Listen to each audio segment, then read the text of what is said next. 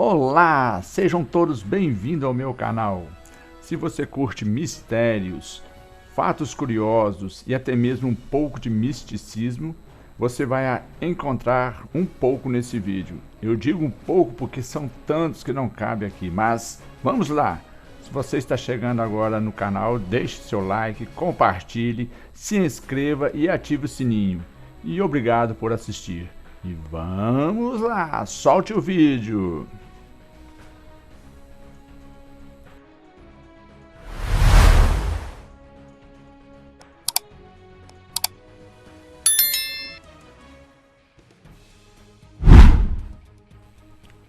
Tutancâmon foi um faraó coroado aos 9 anos de idade e morreu aos 19. Pertenceu à 18ª dinastia do período Novo Reino ou Novo Período do Império. Ele é certamente o mais famoso dos monarcas egípcios. Isso porque sua tumba foi encontrada já no século XX, no ano de 1922. E, depois de 3.000 anos, estava praticamente intacta, o que possibilitou novos caminhos de pesquisa sobre o Egito.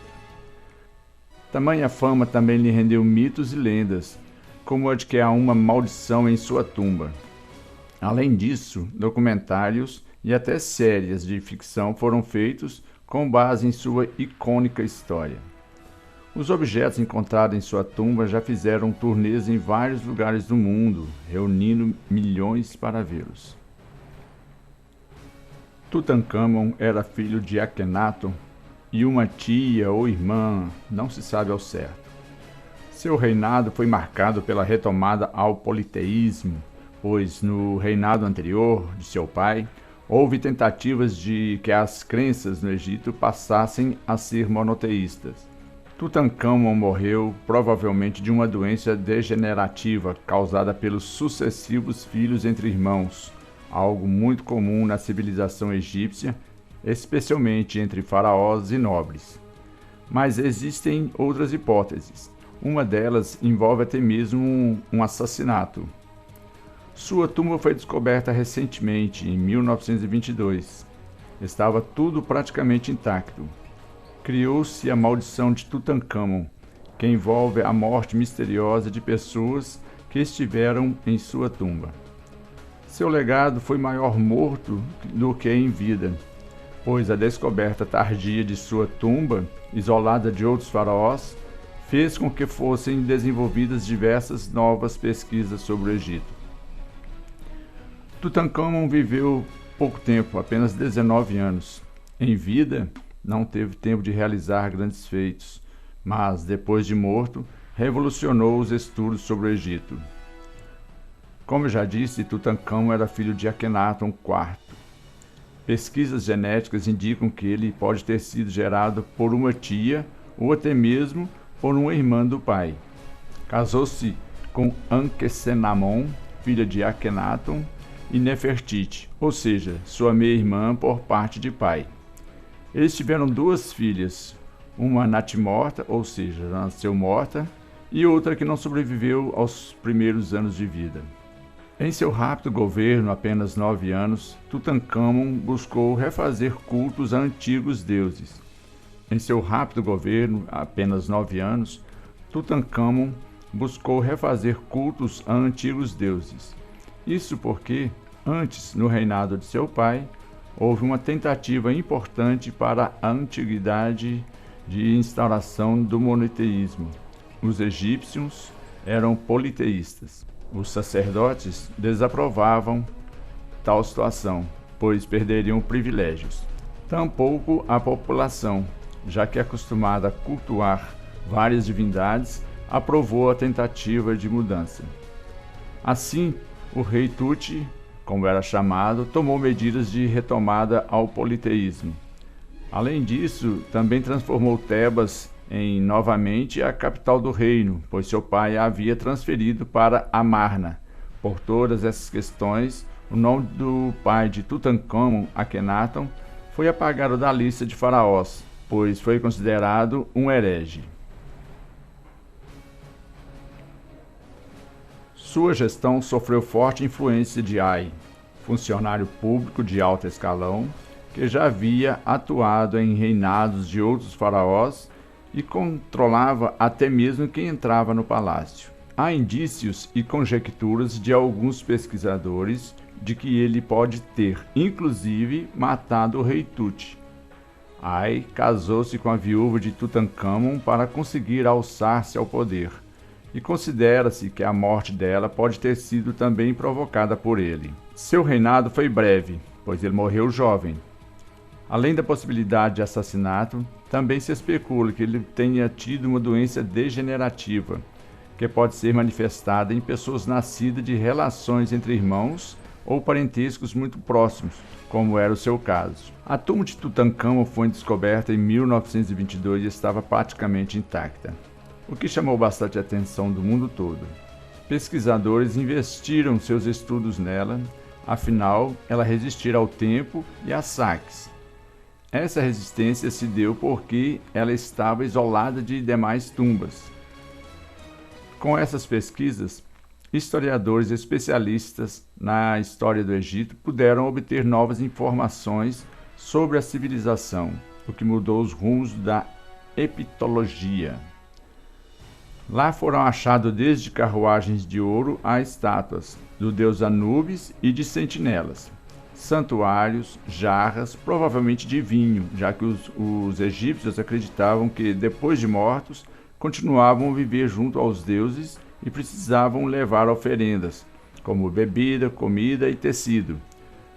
Foram encontrados também objetos pessoais, réplicas de embarcações e mais 2 caixões de suas filhas. Como mencionado, a tumba de Tutancâmon foi descoberta em 1922 e estava quase intacta. O responsável pela expedição que descobriu foi o pesquisador inglês Howard Carter. Ele tinha uma ave de estimação que o acompanhava havia anos em suas viagens e que, assim que realizou a descoberta, morreu picada por uma cobra. Depois, em apenas 5 meses, o próprio financiador de Carter, Lord Carnarvon, que foi ao Egito logo após a descoberta, morreu de causas misteriosas. Curiosamente, o faraó tinha um sinal na bochecha e o nobre, quando faleceu, também apresentava a mesma marca. Em 1929, mais 10 pessoas que tiveram contato com a tumba também morreram sem motivos manifestos anteriormente. Com isso, criou-se a lenda de que essas mortes teriam ocorrido por uma espécie de maldição de Tutancâmon, que assolaria todos que o incomodassem em seu descanso eterno. Sinistro! Estudiosos afirmam que Tutancâmon, em vida, foi um dos menos prestigiados faraós e, depois de morto, tornou-se um dos mais famosos. Isso devido à descoberta de sua tumba com tantos objetos intactos. Esses artefatos, depois de encontrados, percorreram diversos países em exposições que reuniram muita gente. Somente na exposição dos Estados Unidos, no Museu Metropolitano de Arte, por exemplo, foram 8 milhões de pessoas presenciar tais relíquias, que já fizeram verdadeiras turnês mundo afora. Seu legado é principalmente o que foi possível e até hoje de ser pesquisado após a descoberta de sua tumba.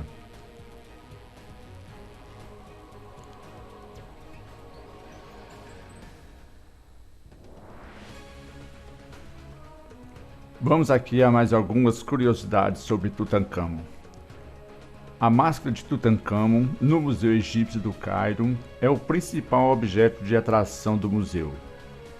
Foi liberado para ser fotografada apenas em 2006. Em seu túmulo foram encontradas adagas feitas de níquel em uma quantidade observada somente em meteoritos. Isso fez com que mais uma lenda começasse a ser contada sobre a sua tumba, a de que tais objetos haviam sido feitos com materiais extraterrestres, pois o metal era raro e de difícil acesso. Pesquisas são realizadas até hoje em sua tumba. Em uma delas, pesquisadores levantaram a hipótese de existirem outros corpos escondidos em câmaras ainda ocultas. Uma delas seria o de Nefertiti.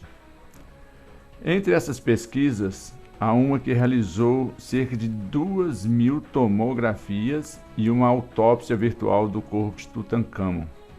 Por meio dessas técnicas, concluiu-se que o faraó tinha o pé esquerdo torto, os quadris largos e os dentes salientes. Sua máscara é um dos principais símbolos do Egito e foi danificada em 2015 durante uma simples limpeza. A maldição de Tutancâmon e a descoberta de sua tumba. A tumba de Tutancâmon e seus mistérios, mito ou realidade? Fique comigo e continue assistindo esse vídeo que já vamos descobrir. As lendas e mitos que cercam as pirâmides atraem muitas pessoas e reforçam um lado misterioso que cerca a antiga cultura egípcia. Esse mistério começou a ser instigado com a febre de escavações e expedições arqueológicas que tomaram conta das antigas cidades egípcias. Em 1923, um grupo de pesquisadores começou a descoberta da tumba de um faraó com mais de 3.000 anos de existência. Este faraó era o lendário Tutancâmon, que teve sua múmia encontrada ao lado de artefatos de ouro, bacias cheias de grãos e uma inscrição egípcia prometendo que a morte afligiria todo aquele que viesse perturbar o sono do faraó. Mesmo com seu tom ameaçador, aquele e outros avisos não foram capazes de sanar a cobiça dos saqueadores de tumbas que violaram o descanso de diversas outras múmias. Será que a maldição atingiria aqueles que ignoravam o silencioso aviso? Em meio a tantas lendas, o arqueólogo Howard Carter resolveu embrenhar-se na região do Vale dos Reis à procura dos artefatos pertencentes a algum faraó egípcio.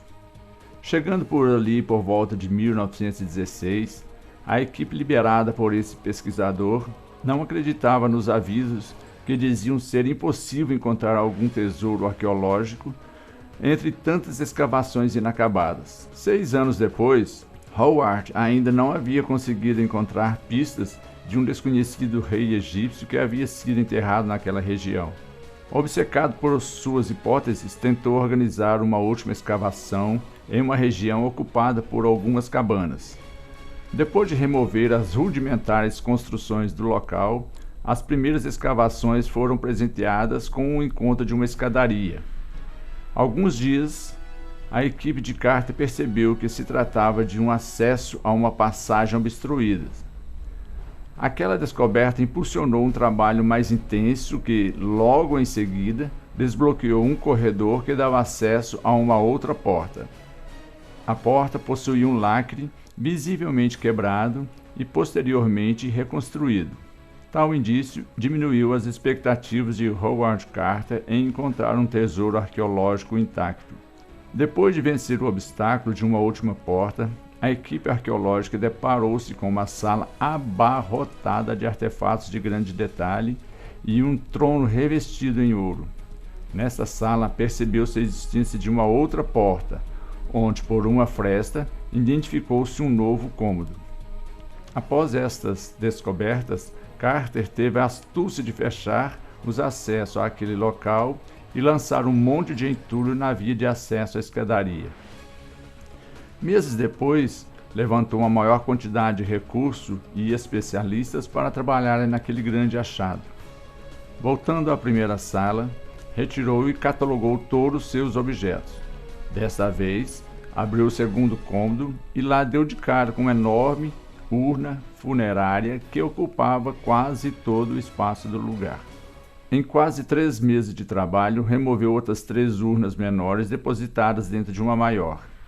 No interior da última urna, descobriu um pesado sarcófago feito em pedra. Após contar com o auxílio de um guindaste para remover o tampo de pedra, Carter retirou um véu de linho que cobria uma bela máscara mortuária feita em ouro, vidro e pedras coloridas, e um ataúde no formato de um corpo. Depois disso, 2 novas camadas de máscaras e ataúdes foram retiradas do interior do sarcófago.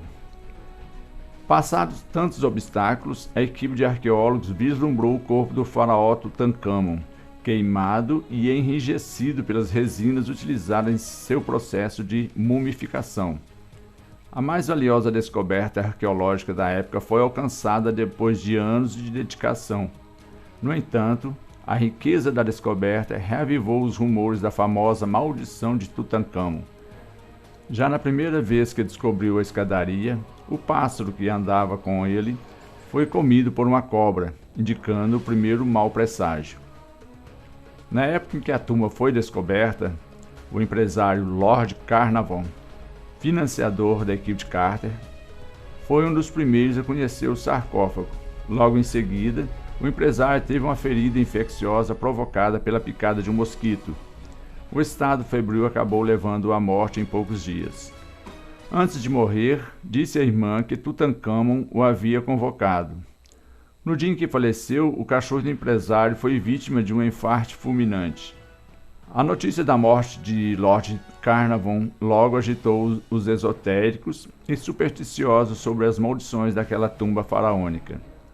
Depois do ocorrido, Arthur Mace, integrante da equipe de Carter, morreu repentinamente no mesmo hotel em que Carnarvon passou seus últimos dias.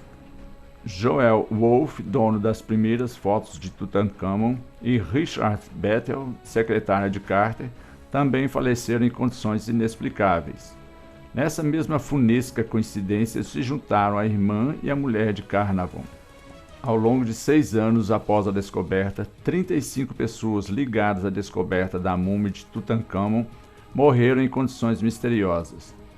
Para combater as lendas e explicações sobrenaturais, cientistas levantaram a hipótese de que alguma substância tóxica ou fungo venenoso fora criado na época para que ninguém viesse a profanar aquela sala mortuária. Outros ainda chegaram a afirmar que os egípcios já conheciam a energia atômica e teriam depositado urânio nas tumbas. Durante o século XX, o alvoroço causado pela maldição das tumbas acabou perdendo sua força mediante outras tranquilas descobertas arqueológicas. Mesmo que as explicações científicas para as tragédias fossem plausíveis, o desencadear de tantas mortes não consegue ser explicado satisfatoriamente como uma simples eventualidade. O desconhecido ainda encobre esse episódio. Bom, eu vou ficando por aqui, mas prometo que não acaba a busca por desvendar esse e outros mistérios que nos rondam. É isto. Espero que tenham gostado. Desculpe aí pelas falhas, às vezes chego a engasgar um pouco, mas como em toda mudança, erros são comuns. Prometo melhorar nos próximos vídeos que virão. Mais uma vez, obrigado. Fui!